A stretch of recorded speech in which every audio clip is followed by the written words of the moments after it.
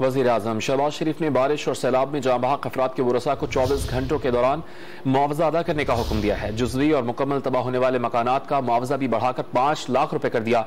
कोयटा में ब्रीफिंग के दौरान वज़ीर आज़म शहबाज शरीफ ने कहा कि चैलेंज बड़ा है, मिलकर मुकाबला करेंगे।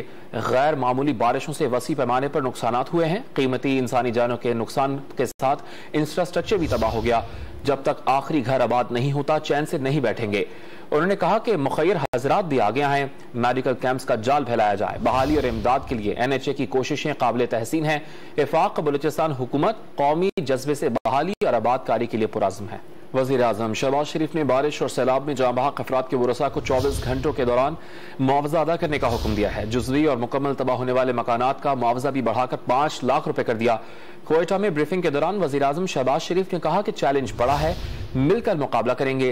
गैर मामूली बारिशों से वसी पैमाने पर नुकसानात हुए हैं। कीमती इंसानी जानों के नुकसान के साथ इंफ्रास्ट्रक्चर भी तबाह हो गया। जब तक आखिरी घर आबाद नहीं होता चैन से नहीं बैठेंगे। उन्होंने कहा कि मुखय्यर हजरात भी आगे आए, मेडिकल कैंप्स का जाल फैलाया जाए। बहाली और इमदाद के लिए NHA की कोशिशें काबिल तहसीन हैं। वफाक बलूचिस्तान हुकूमत कौमी जज्बे से बहाली और आबादकारी के लिए पुरज़्म है।